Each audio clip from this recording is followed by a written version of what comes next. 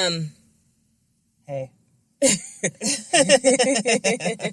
I'm Sunni Hepburn. And I'm Brandy Fleeks. And this is Book of Lies. The podcast. It's Bolt, bitches. So, this week I really wanted to talk about Friends. I wanted to talk about the Friends reunion. If you guys have listened to this podcast, I hope you know that I'm a huge fan. KT, I know you hate it, but we love you. So, stick around. It's not all going to be about Friends. What did you think of the reunion? It was cute. I was like, oh, like, you know, you could see how, like, they hadn't lost their camaraderie. For real. I feel like they still have slumber parties, especially, like, Courtney and, Jennifer Aniston. Yeah. Yeah, they're besties. They still, like, they hang out. But, I was like, oh, my God, Matt LeBlanc is so fat. He dad bod. Because I was like, dad bod in full effect. But he was saying, like, I think Matt LeBlanc, he loved the show. Like, you could tell, like, he watched the series. He loved the people that he was working with. And then he would say, like, he was watching shows with his family. Mm-hmm. And he would, like, tell his daughter, hey, watch this part. And, like, he got his family to love it. Mm-hmm. And he's still he's still a working actor. Yeah, they all are.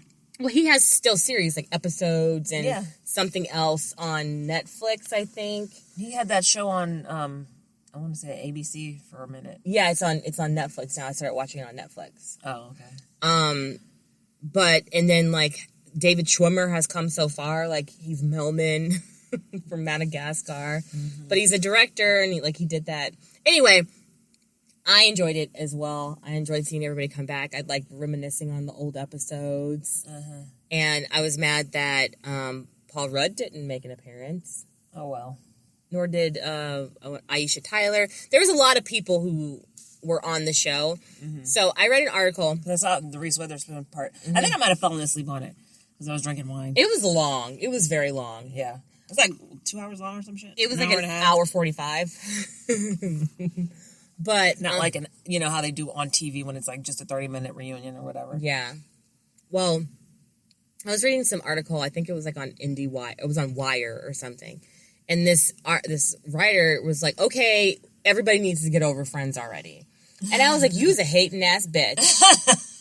When I was reading the article. Because she's like, okay, it happened so long ago. And with streaming, there's been a resurgence. But let's not forget that, she tries to, like, cover the whole, like, 10-year span of Friends. How, like, slowly yet surely they were, like, including more people of color in the series. And yeah, when it started, I was fucking 6 white people on a show. Yeah, in New York, and it was the 90s, so what do you expect? But eventually, like, they changed writers, they progressed, but she was just really trying to live in the past of Friends, and I was just like, you are not going to take this away from me. I'm going to read this article, but I don't agree with you. And hating on the people that love Friends. Like, I was talking to someone yesterday, and I was like, I made friends with this grumpy old man at work with me. He was just so grumpy, and I felt like he hated everybody. And they sat me next to him, and I was like, what am I going to do? I was like, hey, do you watch Friends? He was like, yeah, I watch Friends. And we're, like, best friends now. He, like, tweets me random Friends quotes and stuff. Oh, that's funny. I love it. So I'm just saying Friends has brought a lot of people together. Like, Ashley, she was the first person to have, like, the box set. And we, like, watched the box set, and then I bought all the box set. Like, I've been there. I've lived it. Okay. So I hope you guys watched it or enjoy Friends, or you're not going to enjoy what we're talking about right now, or we just talked about. Sorry. So how was your week? So we went to the recycling center. Yeah, we went to the recycling center because we have a whole bunch of empty water bottles, plastic bottles, and we had one bottle and one bag of cans. We pull up, and the guy's like, sir. Excuse me, sir. Talking to you? We ran out of money. No, it's not Norman. We ran out of money, so we can't take your stuff. Your only job is to pay for these things. And now what do you mean you ran out of money? Oh, well, we were really busy today. Apparently, y'all need to go get me some money. And then they're changing ownership, so a new company is taking over their thing. Because that place is so fucking weird. They're open on Monday, Tuesday, Thursday, and Friday from, 11 to 3. That's weak. So you have a small window to go and do your recyclables. And they're not even open on weekends. So if you have to work on the weekdays, you're fucked for going there. And of course, it's the only one in that town. It's frustrating. So it's like, great. So now what? Like, so I was like, well, we can go to Lancaster. And Norman was like, well, no, not today. I was like, what do you mean not today? Like all these bottles are in my fucking trunk. I don't want them in there. So they're sitting back in the garage now. I'm sorry. That would have pissed me right the fuck off. Mm-hmm. Which it obviously did. I was super annoyed. I was like, they need to get their shit together. They need to get their shit together. Hopefully the new company that's taken over will change their hours to normal fucking business hours. I don't know. People can, have a bigger window to take their fucking recyclables. Because we went on a Wednesday one time. After we had already gone on a Wednesday, like 2 weeks before, we went on a Wednesday. They were closed. Just like, this is stupid. Oh, but that is all I remember from this week. Oh, and I finished watching Lucifer yesterday. All of the show is over, so I watched the last half of season 9, which they just put new episodes up this weekend. Mm-hmm. So it ended pretty interestingly. If you're a fan of Lucifer, you might want to give it a watch. And that's about it. So how was your week? Oh my God, I've been so freaking busy. I've been really busy. Planning for your reunion. So as we speak, as you're listening to this episode, guys, it's go time for the class reunion that I've been hyping up for the last 2 years. It is fucking happening this Saturday. Wish me well, wish me crunk, and let's hope for the best. All I know is people better tip. You better tell them. I'm putting out bring tip jar. cash for tips, bitches. I'll put out a tip jar. No, tell them. I will tell them to bring cash. Also, I've been slaving in my backyard. I've been hustling with this animation production studio. I feel like I've been working the hardest with them. I finally closed this fucking deal I've been working on for 9 months with my company, and then I'm on my way out. I've just been working really hard, and I'm really tired, but we finally made it here. I don't think we've been in the closet in a really long time talking, because last week we did the live stream for The Cure. Yeah. And we crushed it. I hope you guys watched. I'm trying to get the video onto YouTube, but it's rather large. And the weekend before that we did Anthony. War with Anthony. Yeah, I think so. Yeah, so it's been 2 weeks. It's been 2 weeks, guys. So how are you guys doing? You guys living large and in charge? Cool. Hey, connect with us on social if you aren't already. You can visit our website at bookofliespodcast.com. You could visit our Instagram, Facebook, Twitter, all that stuff. Book of Lies Pod on Twitter, Book of Lies Podcast on Instagram and Facebook. And give us a follow. Thank you to all of our followers on Podchaser. Thank you so much. If you're listening on Podchaser, we love you. Yeah, thank you for being here. We really appreciate that. Thanks for coming. Thanks for coming. At first, I was just going to make you guys listen to Friends, but I decided to do some homework for you, so... Oh, you were trying to talk about Friends for the whole episode? Oh, yes. Oh, my God. Oh, yes. I was going to make you guys listen to the whole thing. So, Sunny, what are we talking about today? Thanks. What's up? I forgot we were even here. So today we are going to talk about TelexFree. Have you heard of TelexFree? TelexFree? No, I've never heard TelexFree. So I got the tip from American Greed. Let's tell you the story of TelexFree. TelexFree was they were selling voice over IP services. Okay. It sounds like that's, yeah. Yeah, it's VOIP. So it's a VOIP company, right? So they were established in February 15th, 2012. And they're voice over IP. So what that means is they are internet phone, and they were targeting the company to immigrants. So saying, oh, hey, you can call your country for free. Right. This is a great phone service, blah, blah, blah. And with VoIP, you could definitely do that. There's a lot of VoIP companies out there. Google is a VoIP company. Google is a VoIP company, voice over IP. That was the company, right? And it was founded by these two dudes, Carlos Wanzler and Joseph Merrill. They founded the company. It was established in Massachusetts. Carlos Wanzler, he's from Victoria, Brazil, and he traveled to the United States for a better future or what have you. And he meets this Merrill guy, and the Merrill guy, James, he was like an entrepreneur, and there was like other businesses, but they decided to start this TelexFree Inc. These two started it together. And so the way they started this company is, hey, you know, we're selling these services to people, but what they would do is they would get people to work for them. But what they would do is they would charge the people to work for them. Huh? So they would say, okay, if you want to work for us, we have this plan, and you pay us $1,400 total. What? And then we will pay you $100 a week. All you have to do is post these ads on the internet. Wait. They told people that you have to pay us $1,400. To work for us. Work with us, yes. So you're going to pay me $1,400 first. Yes. And then after you pay me the $1,400, I'm going to pay you $100 a week. A week. So, and are these people in the United States? These people are in the United States when the company starts. It's in the U.S. So what happens is, okay, if I've invested $1,400 in 14 weeks, I will make my money back. Right. In a year, I would have, made 200% interest. So they're selling this dream to people saying, that sounds fucking stupid. Well, it is. So just keep listening. They're selling this to, hey, work from home. Pay to work from home. Work from home, but you can make a lot of money. No, you just can't. make this initial investment and you will get this money back. You can get paid just by posting these ads, but guess what? You can make more money if you recruit people. No, fuck. To do the same thing. Yeah, okay. Roll them eyes. Tell me what you're thinking. It sounds like a fucking pyramid scheme. Well, it's not a pyramid scheme because they actually have a product, which is this voice over IP. Or do they?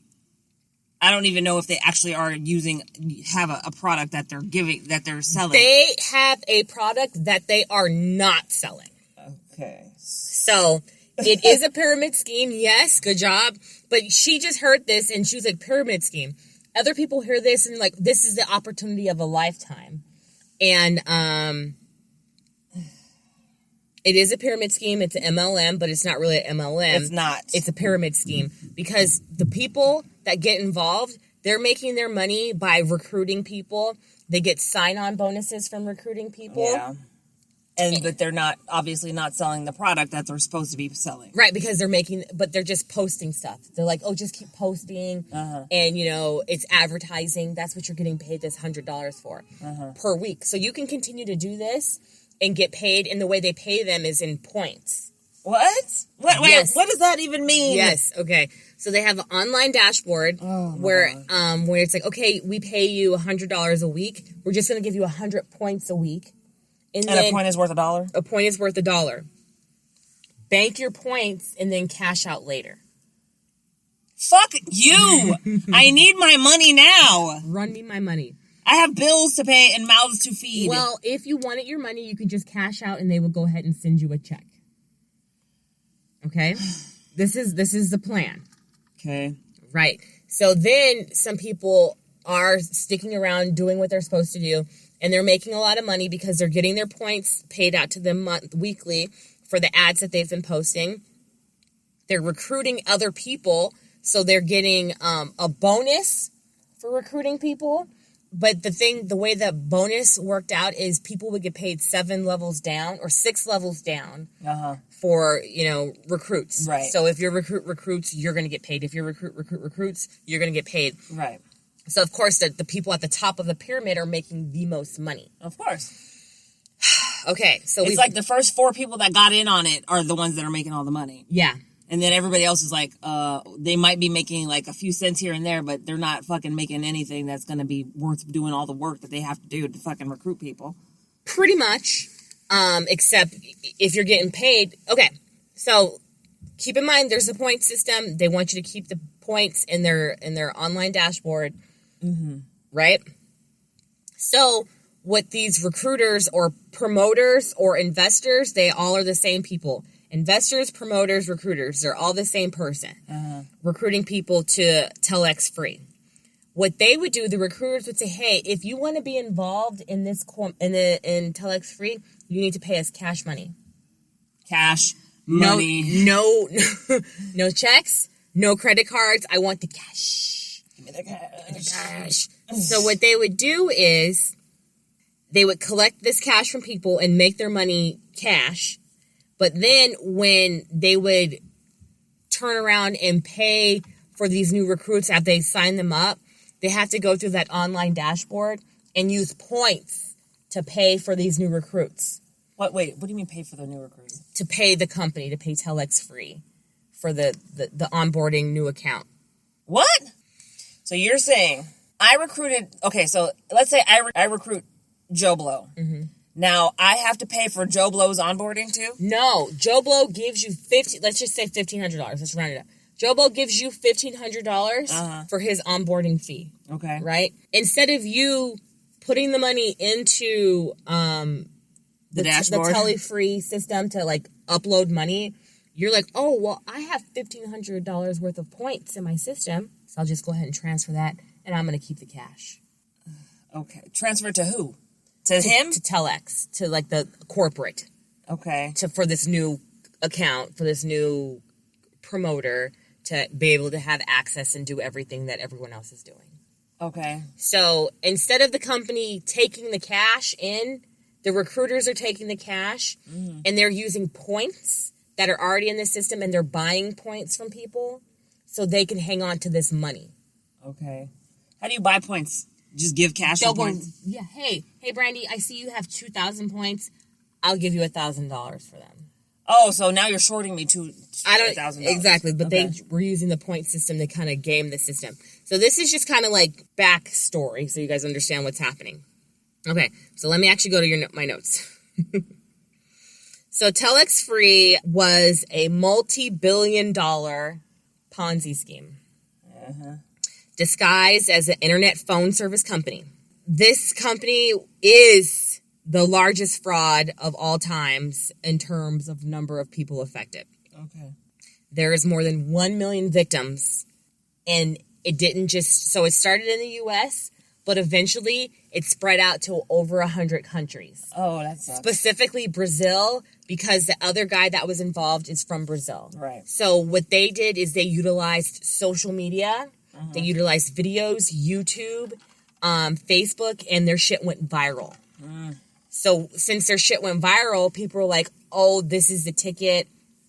And they were targeting immigrants because they would come to the U.S. and like, okay, this is the land of opportunity. Yeah. And all these other people are saying they're making all this money. Why can't I make this money? Yeah. This one guy, he, I think he said he came from, I don't know if it was El Salvador or somewhere like that.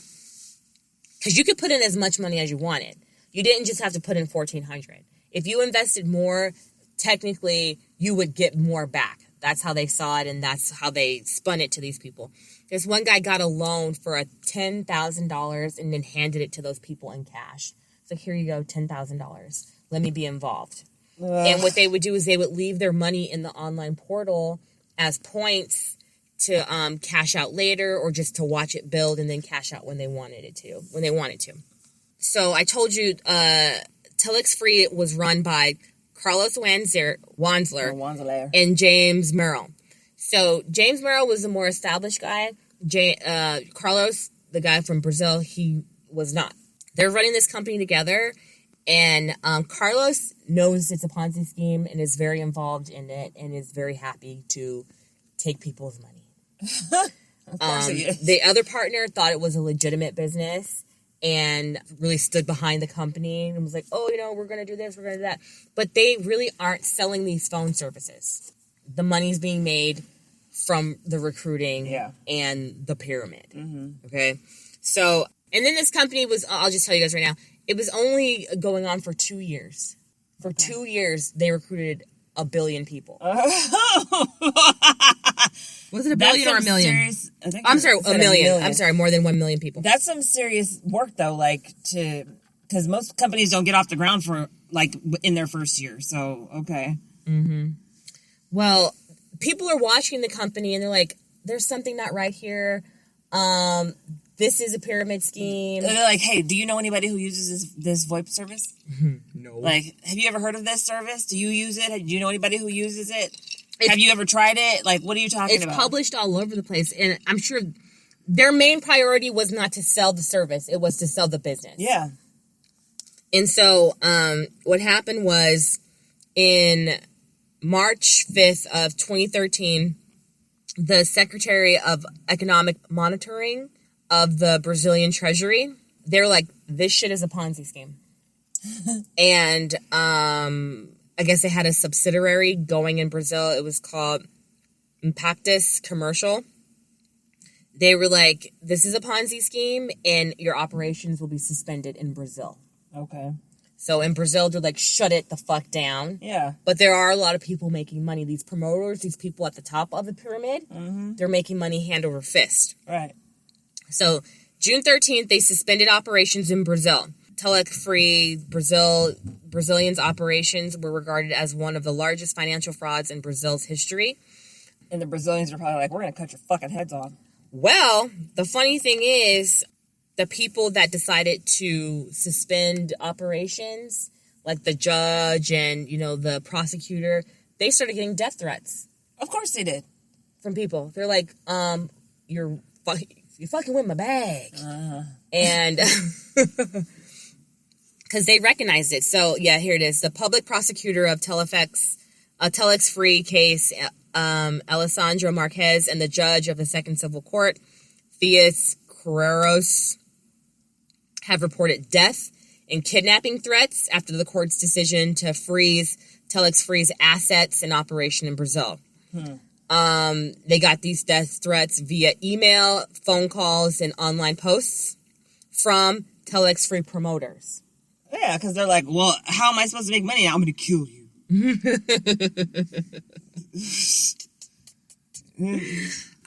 kill you, you motherfucker. You're gonna fucking die. So TelexFree also runs as a fake MLM recruiting. So the promoters join. They pay $14.25. They place ads online for a week, and they can make 200% back. Again, members are paid in credits and are encouraged to leave their credits online. They're targeting immigrants. So then the owners, they're selling their stories to, like their success stories. Because this other guy, he's like, hey, I'm an immigrant. I came from Brazil and look at me now. I've got a yacht, bitch. I've got houses. I'm doing all this stuff. And they're having like these mega meetings and these, you know what I'm saying? They're filming everything and they're making everything look glamorous. Yeah. So on the website, when they're like, learning about this company, immigrants are hooked. They're like, oh, okay. But then people were saying that it's a lightweight cult. Because they're like, oh, I'm going to give them my money. Like, they were just continuously putting money into it, converting them to points and watching them grow. So, or were they collecting interest? I mean, what? No. So, I don't understand, like, how... That's the one thing I don't understand. If I've given you $14.25 and I'm a part of this organization, why in God's name would I go ahead and give you an extra 5,000, 10,000, 100,000? Exactly. Unless there was like an incentive or a bonus or something that I'm not privy to, but they would say people would give them everything. This woman was like diagnosed with some disease and she needed money and help for her treatment. And she went to TelexFree and gave them like $20,000 of all the money that she had to get into this business. And maybe you make more per week. I don't fucking know. But that was the confusing. That was the confusing part because this one guy refinanced his home and gave them $400,000 to convert to points. Yeah, and to be a part of TelexFree. It doesn't make sense. If you only have to pay $1,400, why are you giving them all this other money? Maybe people like, well, give me how much do you have? How much do you have? I mean, because then what they were saying was the promoters. They learned how to game the system because Which system? The point system and how they were getting paid. They were paying themselves. Of course. Rather than going to TelexFree and saying, hey, we've got this. They would do it with points, but they would collect cash from people.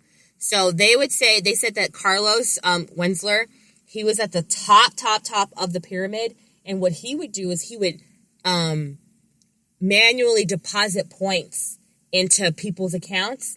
Like his head people put points in their account, and he's like, just bring me the cash. How?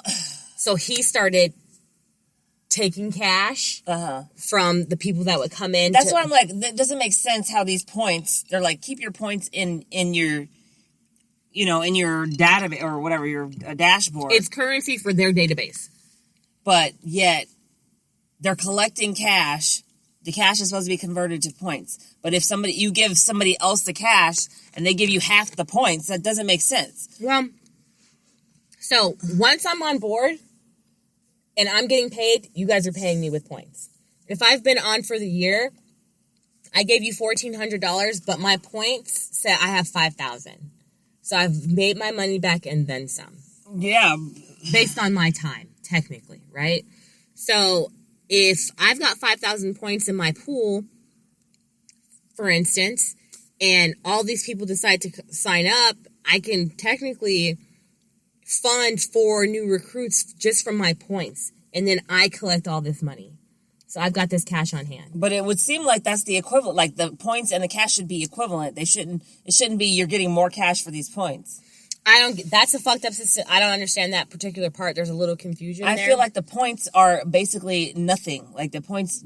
Eventually it is nothing. Yeah, like you have all these points that you can withdraw, right? Mm-hmm. But in the end, somehow the people on the bottom that have points aren't going to get any money because all the point money is going up to these people. Mm-hmm. So by the time you get down to the bottom and people are trying to cash out, there isn't anything because all of the money it's gone that's supposed to be funding these points, which still makes no fucking sense, is gone. Because it doesn't make sense that I can give you, you're going to buy 2,000 points from me for $1,000. Mm-hmm. You're giving me half the money that I'm supposed to be, like, that I could easily just say, I want the money, and you write me a check for it. Right. So what are we talking about? We can negotiate. That's like food stamp fraud. That's what people do with food stamps. Oh, are you paying cash?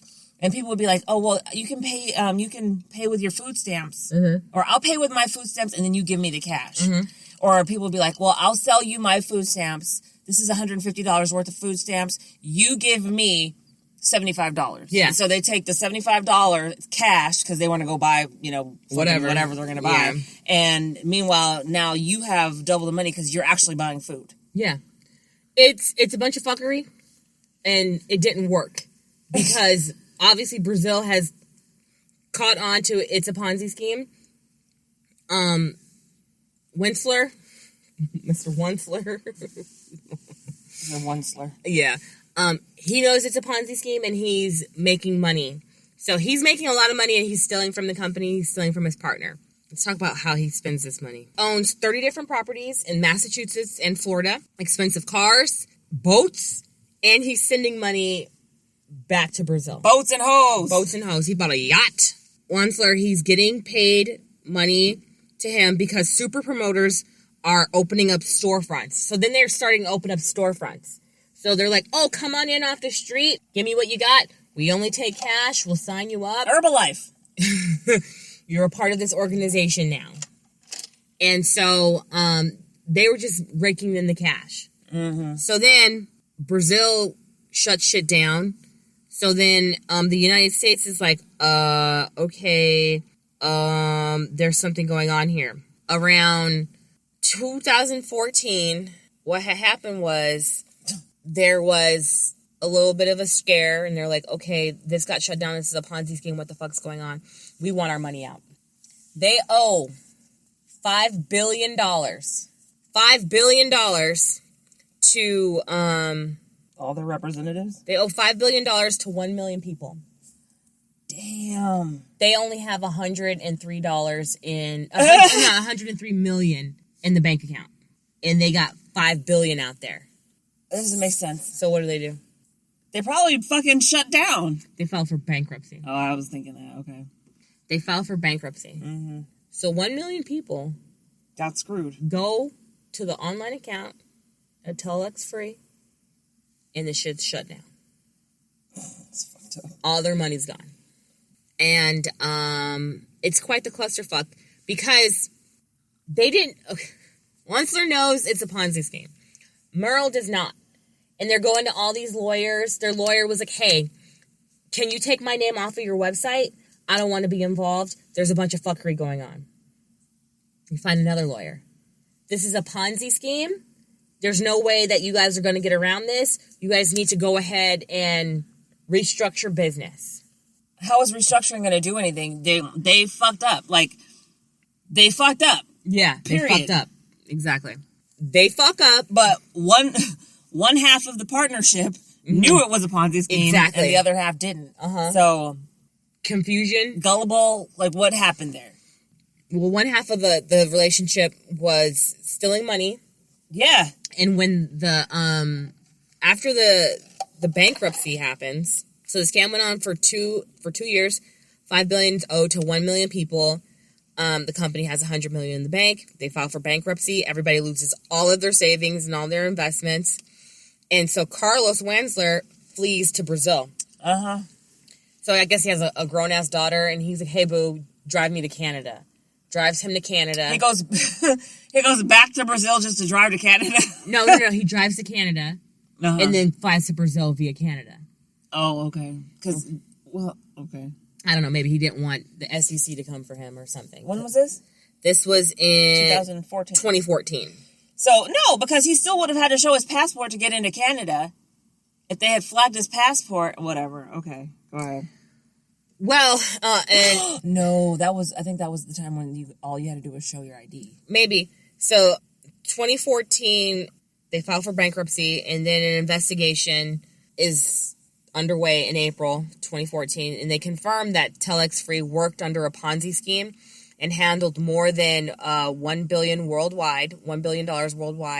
The SEC Massachusetts, determined this or whatever.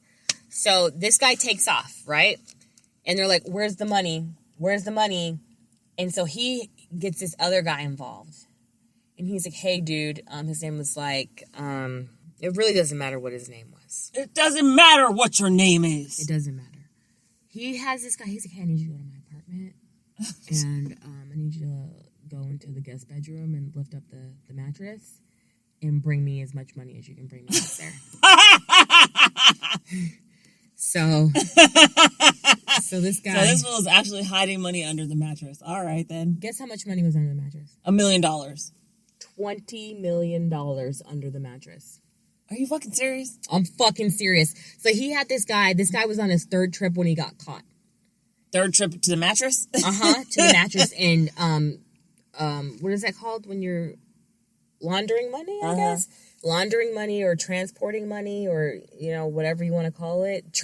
He was transporting the money? Trafficking money. Yeah, he was getting the money, filling it up in bags, and getting it to Brazil. From the United States? From Massachusetts, yes. Oh, damn. So then the guy gets pulled over. He's crying. He's like, crying on camera because he's acting under the orders of Wansler, who is in Brazil living the high life. But then eventually they start legal issues with him because they're like, "Bitch, you stole our money. Brazil already knows it's a fraud. You come back to us, so we're going to handle you over here." Yeah. Well, yeah, because he was considered a fugitive because, he fled the country after authorities accused the company of running a $1 billion fraud, said in an email that he's currently unable to leave Brazil because he would be jailed if he returned to the United States, of course. So he's still in Brazil now? Oh, hang on. Arrested in Brazil, 2019. After what feels like far too long, news today that TelexFree co-founders Carlos Wansler and this other guy, Carlos Costa, have been arrested in Brazil. Federal police swooped in on Wansler and Costa in the early hours, blah, blah, blah. Wansler was apprehended on the way to the gym. The feds got him? United States feds? Yeah, he had been on the run from the U.S. authorities since 2014. He thinks he's fucking cute. Wansler was stripped of Brazilian citizenship in 2018, paving the way for extradition to the United States. Yes, yes. Okay. Brazil was like, "We don't want him. Take this fool back." So, he about to get it. And that happened in 2019. A Brazilian national was sentenced to almost 3 years in prison Thursday in the U.S. for laundering $20 million, because that money that was in the mattress. His name is Rocha. That's the one who was moving the money. Yeah, you said Renee Rocha. So, damn! So Mr. Wansler and James Merle were indicted in July 2014 on charges they operated TelexFree as a massive pyramid scheme. Mr. Merle pled guilty to those charges and was sentenced March 2017 to 6 years in prison. Oh, damn. So the other guy got 6 years in prison. And so then in 2019, the police came for the other guy.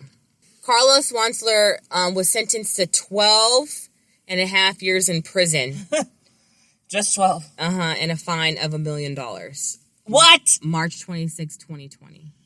A $1 million fine. Yeah. $1 million. That's bullshit. I couldn't be a Wansler judge. is currently in jail waiting on his extradition process.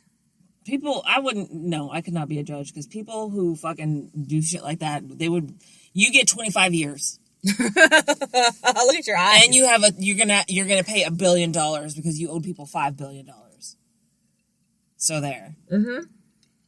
Because, I mean, it's really fucked up. A lot of money was stolen, and he stole from a lot of people who had nothing. Yeah.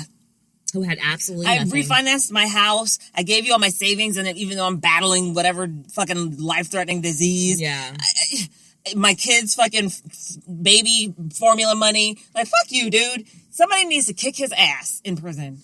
Well, I think so many people were affected by this. That's why I wanted to do this episode. So the dick lickers who took all these people money, and then there's they've been recovering money. So they found the money that was in the mattress. The $20 million. That mattress money. And then they were going after the super promoters to try and recoup some of the costs or the fees and the money to give back to the people, like in a class action lawsuit. Mm-hmm. But it's still horrible. Mm-hmm. That's why you can't trust nobody, man. It's messed up. It's messed up. It's messed up. So that's what I had for y'all today. 12 years in prison. Yeah. I know, it feels like it should be way more than that, but... He should be in there for like 25 years. People are like, 25, that's a lot. No, 25 fucking years. You get a quarter of a lifetime in the fucking... Actually, a lifetime is less than 100 years, but regardless. You get 25 years. That's it. That's how much it fucking... Brandy's jail time. Like, honestly, those people who he fucked over probably didn't even have an opportunity. It would take them 25 years to make fucking $1 million. You know what I'm saying? And that's not money that they would be able to keep. Yeah. It would be money that they spent on their, their expenses, their living, their life. Yeah. It's gross. It's super disgusting. But they got their jail time. I think they're trying to get these people their money back. And next week, we're going to talk to a lawyer who actually gets people their money back. Cool beans. Cool beans. Do you have a thumbs up for the week? Thumbs up. This is the last week of school. Yay! Summer break officially starts on Friday. Thursday. Well, Friday's no school day. Yeah. So, okay, I got it. So the last day of school is Thursday. So yeah, I guess, however you look at that. So I'm excited that I won't have to be fucking waking up at the butt crack of dawn to get Gracie on fucking Zoom and listening to her every day. I'm tired. I don't want to. I'm like, you stay up till the butt crack of dawn and then think you're not supposed to get up for class. That's not how it works. Go to sleep when I tell you to, and you don't have this issue. So, 3 months of that. This is how it works. What's your thumbs up? I'm ready to party. My husband hooked up the backyard. It looks good. Because I was like, babe, I've been working fucking hard for like 2 years in this backyard. Too damn hard. So today he did work, and I'm really excited to just make everything come together. That's great. An old lady. Just share it on me. I don't know, dude. Like, I'm just trying to keep my head above water and keep the lights on. Do you know what I'm saying? That. Hey guys, join our Patreon. We need your support. Support us, please. Yeah, please. We would love you. Well, we do love you because you guys listen to us, and we really appreciate you all. We hope you're having a great and fantabulous June. It's June now. Mm-hmm. And, yeah, connect with us at bookoflifepodcast.com. If you want to connect with us on social, do that. We have 122 episodes. Please listen to them all. Listen to all of them. In a day. In one day. It's not possible. It is not possible. Even if you listen 24 hours a day, it would take a week. No. Because we got all that content for you. I'm Sunni Hepburn. And I'm Brandy Flakes. And this was Book of Lies. The podcast. It's BOIP, bitches.